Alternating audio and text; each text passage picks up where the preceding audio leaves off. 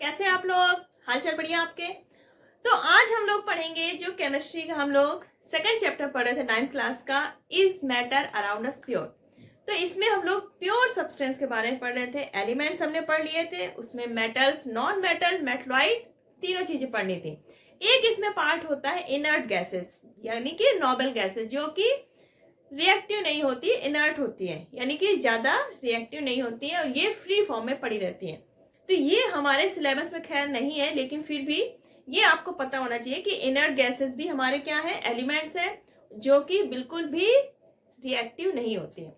जैसे आपका हो गया neon, argon, krypton, xenon, radon, ये हमारी इनर्ट गैसेस है। तो हमारा एलिमेंट्स आपका कंप्लीट हो चुका था। तो आज हम लोग जो प्योर सब्सटेंस का सेकंड डिवीजन था हमारा कंपाउंड, तो हम लोग आज कंपाउंड्स के बारे में पढ़ेंगे। अब जो हमारा कंपाउंड है ये होता क्या है?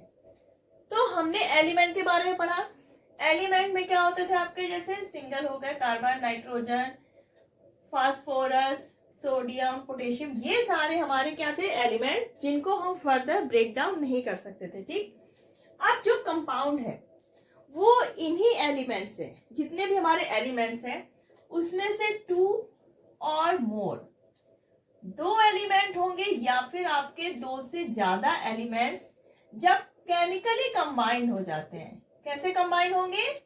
केमिकली कंबाइंड होंगे और फिक्स्ड प्रोपोर्शन में। ऐसे नहीं कि कोई भी आके मिल गए, 2-4 आके इकट्ठे हो गए और कंपाउंड बन गया। जब 2 और मोर एलिमेंट्स केमिकली कंबाइंड होते हैं in a fixed proportion, by mass, यानी कि उनका जो प्रोपोर्शन है वो बाय मास कैसा होगा, फिक्स्ड, तब हमारा क्या बनता है, कंपाउंड। तो a substance that is made up of 2 और more elements chemically combined in a fixed proportion by मास। जैसे आपका एग्जाम्पल है, सबसे इजी एग्जाम्पल जो आपको बहुत इजी समझ में आता है, वाटर। अब यहाँ पे हमें क्लियरली दिख रहा है कि यहाँ पे हाइड्रोजन के 2 मॉलिक्यूल है और ऑक्सीजन के 1। अब हाइड्रोजन का जो मास है वो होता है 1 यूनिट, यहाँ पे हाइड्रोजन के 2 मॉलिक्यूल है तो ये हो गया 2 यूनिट, ऑक्सीजन का हो गया 16 यूनिट। ठीक, अब अगर इसमें रेशियो निकालते हैं तो क्या आएगा, 1:8। तो यानी कि वाटर में हाइड्रोजन और ऑक्सीजन का जो रेशियो होगा बाय मास वो कितना होगा, 1:8। और ये फिक्स्ड है। वाटर आपका किसी भी फॉर्म में हो, चाहे वो आइस के फॉर्म में हो, स्टीम के फॉर्म में हो या फिर लिक्विड हो, सभी फॉर्म में वाटर का जो ये रेशियो है 1:8, ये क्या रहेगा, फिक्स्ड। तो यानी कि ये हमारा क्या है, कंपाउंड। अब आपका जो वाटर है इसमें 2 एलिमेंट्स हैं, हाइड्रोजन और ऑक्सीजन, लेकिन जो ये वाटर है ये हमें केमिकली कंबाइन होने के बाद मिला है। तो यहाँ पर जो वाटर की प्रॉपर्टीज होगी वो टोटली डिफरेंट होंगी हाइड्रोजन और ऑक्सीजन से। यानी कि जो कंपाउंड हमारा बन जाता है जितने भी एलिमेंट से मिलके बना है, तो वो एलिमेंट की जो पर्टिकुलर प्रॉपर्टी होगी वो खत्म हो जाएगी और जो हमारा कंपाउंड बनता है उसकी खुद की एक अलग प्रॉपर्टी वो शो करेगा। यानी कि अब ये ना तो हाइड्रोजन की प्रॉपर्टी शो करेगा ना ही ऑक्सीजन की, ये केवल और केवल किसकी शो करेगा, वाटर की, जो कि हाइड्रोजन और ऑक्सीजन की प्रॉपर्टी से बिल्कुल अलग होगी। तो ये हमारा है कंपाउंड। आपके जैसे और एग्जाम्पल CO2 हो गया, सोडियम क्लोराइड हो गया। अब आपका जो कार्बन डाइऑक्साइड है इसमें आपके कार्बन हो गए और ऑक्सीजन के 2 मॉलिक्यूल, और ये हमेशा क्या रहेंगे, फिक्स्ड। सोडियम क्लोराइड में सोडियम का एलिमेंट है और क्लोरीन का, तो ये फिक्स्ड रहेंगे और फिक्स्ड रेशियो में रहेंगे। तो हमारा कंपाउंड आप बहुत इजीली समझ गए कि कंपाउंड क्या है, कोई भी सब्सटेंस जो कि 2 या 2 से ज्यादा एलिमेंट से मिलकर बना है केमिकली कंबाइंड होकर, और उनका जो प्रोपोर्शन है बाय मास वो फिक्स रहेगा। ठीक, तो ये तो हो गया कंपाउंड, जो बहुत इजी से डेफिनेशन है। अब कंपाउंड और एक मिक्सचर, दोनों में क्या है, बहुत ज्यादा डिफरेंस है। कंपाउंड भी 2 या 2 से ज्यादा एलिमेंट से मिलकर बना है, मिक्सचर भी हम लोग मिला के बना देते हैं। ठीक है, दोनों में डिफरेंस क्या है? अब ये डिफरेंस समझने से क्या होगा, हमें जो कंपाउंड है वो पहचानने में आसानी होगी, उसकी स्पेसिफिक प्रॉपर्टी समझ में आ जाएंगी। तो हम लोग कंपाउंड और मिक्सचर के डिफरेंस के बारे में समझेंगे। और कंपाउंड दोनों ही बने हैं हमारे दो एलिमेंट से। दोनों क्या है, हमने दो एलिमेंट लिए, या अगर हमने दो से ज्यादा एलिमेंट ले लिए तो हमने मिला दिया तो हमारा मिक्सचर ही बनेगा, कंपाउंड ही बनेगा। लेकिन दोनों में बहुत बहुत बहुत डिफरेंस है। वो डिफरेंस क्या है, चलिए समझते हैं। देखिए, हमने यहाँ पे दो एलिमेंट लिए हैं, आयरन फिलिंग्स और सल्फर। हमने दो एलिमेंट लिए, आयरन और सल्फर, ठीक। अब हम मिक्सचर भी इसका बनाएंगे और कंपाउंड भी बनाएंगे। अब बनने की जो प्रोसेस है वो भी हमारी क्या होगी, दोनों की डिफरेंस होगी। यानी कि मिक्सचर बनेगा अलग तरीके से और कंपाउंड बनेगा अलग तरीके से। तो हमें बनाना है पहले मिक्सचर। तो हमने क्या किया, आयरन फिलिंग्स लिए, सल्फर पाउडर, दोनों को ऐसे थोड़ा थोड़ा मिक्स किया और ये ऐसे हमारा मिक्सचर तैयार हो गया, ठीक। इसमें हमें कोई हीट नहीं लगी, कोई एनर्जी नहीं लगी। हमने सिर्फ सल्फर पाउडर लिया, कोई भी अमाउंट ले लिया, कोई फिक्स्ड अमाउंट नहीं लिया हमने, थोड़ा सा ये ले लिया, थोड़ा ये लिया, दोनों को मिला दिया, तो हमारा क्या बन गया, मिक्सचर। अब अगर हम इन्हीं का कंपाउंड बनाते हैं, आयरन लिया हमने, सल्फर पाउडर, अब इसका हमें कंपाउंड अगर बनाना है तो हम क्या करेंगे, एक बर्निंग टेस्ट ट्यूब लेंगे, इसमें हमने आयरन की फिलिंग्स ली और सल्फर का पाउडर लिया और हमने इसको क्या किया, हीट किया। तो शुरू में हमें इसको हीट करना है तो हमें थोड़ी एनर्जी देनी पड़ेगी। जब रिएक्शन स्टार्ट हो जाती है तो इसमें काफी हीट और एनर्जी, लाइट प्रोड्यूस होती है। तो यानी कि जब हम कंपाउंड बना रहे हैं तो हमें जो हीट और एनर्जी है, हीट एनर्जी है ना, लाइट, तो ये या तो एब्जॉर्ब होगी या फिर प्रोड्यूस्ड होगी। एब्जॉर्ब और प्रोड्यूस, हमें थोड़ी में हीट, स्टार्टिंग में हीट हमें देनी पड़ी थी यानी कि एब्जॉर्ब हुई, बाद में काफी मात्रा में ये निकली हुई यानी कि प्रोड्यूस हुई। तो जब कंपाउंड बनेगा तो आपकी हीट और एनर्जी या तो एब्जॉर्ब होगी या फिर प्रोड्यूस होगी। और यहाँ पर बना हमारा आयरन सल्फाइड, एक ब्लैक कलर का कंपाउंड, यानी कि इनका जो कलर था उससे टोटल डिफरेंट कलर होगा आपका जो आयरन सल्फाइड बना। अब यहाँ पे देखिए, आयरन का एटॉमिक मास होता है 56 यूनिट, सल्फर का है 32 यूनिट। अब रेशियो इनका क्या आ गया, 7:4, यानी कि जो हमारा आयरन सल्फाइड बना उसमें आयरन और सल्फर किस रेशियो में होंगे, 7:4, यानी कि 7 पार्ट आयरन होगा, सल्फर होगा 4 पार्ट। अब यहाँ पे देखिए, जितने भी आयरन और सल्फर 7 पार्ट और 4 पार्ट को कंप्लीट कर पाएंगे उतने हमारे आयरन और सल्फर कंबाइंड हो जाएंगे और फिर आयरन सल्फाइड बन जाएगा। जो एक्स्ट्रा में आयरन होगा या एक्स्ट्रा में सल्फर होगा वो रिएक्ट नहीं करेंगे, वो ऐसे ही पड़े रहेंगे। यानी कि अगर हमारा 7 पार्ट आयरन को 4 पार्ट सल्फर मिल जाता है तब हमारा ये रिएक्शन हो जाएगी और आयरन सल्फाइड बन जाएगा। अगर ये पार्ट कोई भी रेशियो कम हो रहा है तो वो कंपाउंड नहीं बन पाएगा। तो यानी कि कंपाउंड बनाने के लिए हमें हीट चाहिए, एनर्जी चाहिए, या फिर हो सकता है उस पर बाद में प्रोड्यूस हो, नहीं चाहिए। और ये केमिकली कैसे होंगे, कंबाइन होके बनेंगे, यानी कि अब ये एक नया प्रोडक्ट बन गया।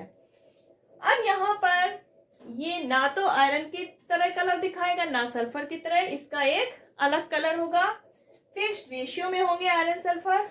और मिक्सचर में क्या होगा, इसमें कहीं पे जैसे हमने इस पार्ट को हमने निकाला तो हो सकता है यहाँ पे आयरन का पाउडर ज्यादा हो, फिलिंग्स, सल्फर का पाउडर कम हो।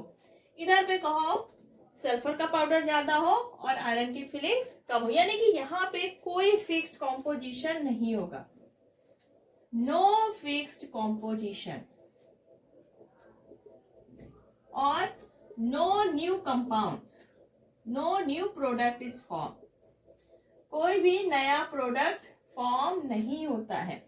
लेकिन कंपाउंड में हमारा क्या होता है, एक नया प्रोडक्ट बनता है।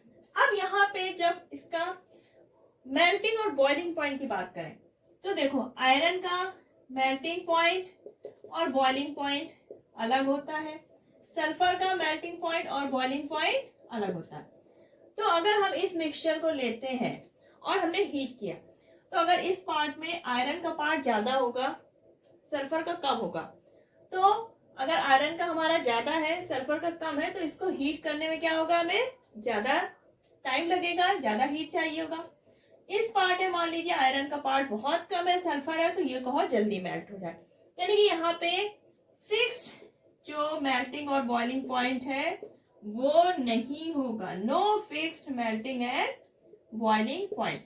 मिक्सचर का मेल्टिंग और बॉइलिंग पॉइंट फिक्स नहीं होगा, लेकिन जो हमारा कंपाउंड है इसका मेल्टिंग और बॉइलिंग पॉइंट हमेशा क्या होंगे, फिक्स्ड होंगे, क्योंकि हमारे जो एलिमेंट्स हैं कंपाउंड में वो फिक्स्ड रेशियो में, इसलिए इनका मेल्टिंग और बॉइलिंग पॉइंट फिक्स्ड होगा।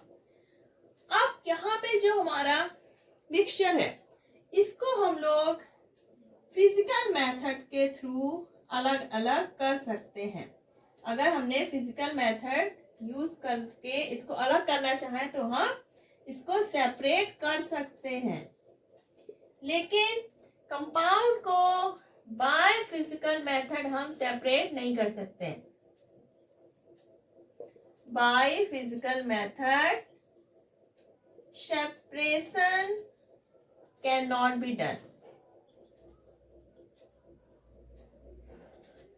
अब यहाँ पे क्या है, ये केमिकली कंबाइंड है, तो हम इनको फिजिकली हम सेपरेट नहीं कर सकते। इनको सेपरेट करने के लिए हमें केमिकल रिएक्शन करानी पड़ेगी, और यहाँ पे हम फिजिकल मेथड के थ्रू सेपरेट कर सकते हैं। हमने लिया मिक्सचर, इसमें आयरन फिलिंग से सल्फर। अगर हम मैग्नेट लाते हैं इस मिक्सचर के पास, तो जो हमारा आयरन फिलिंग्स होगा, तो मैग्नेट की प्रॉपर्टी है आयरन को अट्रैक्ट करना, यानी कि हमारा आयरन क्या होगा, इस मैग्नेट से कंबाइन हो जाएगा, चिपक जाएगा, और हमारा बचेगा क्या, सल्फर पाउडर। लेकिन यहाँ पर ऐसा नहीं होगा, क्योंकि ये बना है क्या, आयरन सल्फाइड, और इसकी प्रॉपर्टीज अब आयरन जैसी नहीं रही, तो हमारा आयरन इससे अलग नहीं होगा। लेकिन मिक्सचर में हम फिजिकल मेथड के थ्रू इसका जो पार्ट है अलग अलग हम कर सकते हैं। और जो हमारा सल्फर पाउडर है ये क्या होता है, कार्बन डाइसल्फाइड में क्या हो जाता है, डिसॉल्व हो जाता है। अगर हम इसको मिक्सचर को इसमें डिसॉल्व कर देते हैं तो हमारा सल्फर क्या होगा, इसमें घुल जाएगा। बचा हमारा क्या, आयरन फिलिंग्स, और हम इसको फिल्टर करके आयरन फिलिंग्स अलग कर लेंगे। तो यानी कि मिक्सचर को हम बाय फिजिकल मेथड सेपरेट कर सकते हैं, लेकिन कंपाउंड को फिजिकल मेथड के थ्रू हम उसके पर्टिकुलर एलिमेंट्स में सेपरेट नहीं कर सकते, हमें केमिकल रिएक्शन करानी पड़ेगी। अब जैसे आपका वाटर है, तो वाटर को क्या हम हाइड्रोजन और ऑक्सीजन में हाथ से कोई फिजिकल मेथड से अलग कर सकते हैं, नहीं ना। लेकिन हम अगर इसका इलेक्ट्रोलाइसिस कराते हैं तो हम इसको हाइड्रोजन और ऑक्सीजन में ब्रेक डाउन कर सकते हैं। चल और कंपाउंड में डिफरेंस समझिए। अब हम लोग जल्दी से कंपाउंड के जो कैरेक्टरिस्टिक्स हैं उनको हम लोग रिवाइज करते हैं। तो सबसे पहला हमारा कंपाउंड कैसा है, होमोजीनियस है। अगर हम इसको माइक्रोस्कोप से देखेंगे तो हमें जो हमने आयरन सल्फाइड बनाया था, तो इसमें हमें आयरन और सल्फर अलग अलग नहीं दिखेंगे, एक सा कंपाउंड दिखेगा, यानी कि वो होमोजीनियस है। आपका जो एलिमेंट्स हैं वो किस रेशियो में होंगे, फिक्स्ड प्रोपोर्शन में होंगे, बाय मास।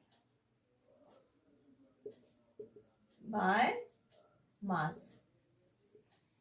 जो आपका कंपाउंड है, जो प्रॉपर्टी होगी वो क्या होगी, टोटली डिफरेंट होगी, different from its constituent, from its constituents.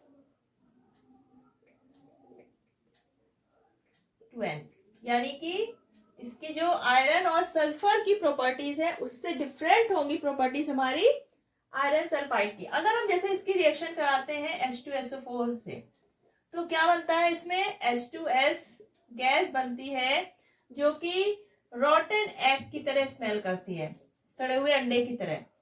तो ये रिएक्शन बिल्कुल अलग देगा। अगर वही हम यहाँ पर सिर्फ आयरन की कराते थे H2SO4 से, तो यहाँ पे क्या होता था, आयरन हाइड्रोजन गैस बन जाती थी और FeSO4, यानी कि यहाँ पे आयरन अलग तरह से रिएक्ट करता है, लेकिन जब हमारा आयरन सल्फाइड बन गया तो उसने अलग तरह से रिएक्शन किया। यहाँ पे हाइड्रोजन गैस की जगह क्या बना, हाइड्रोजन सल्फाइड।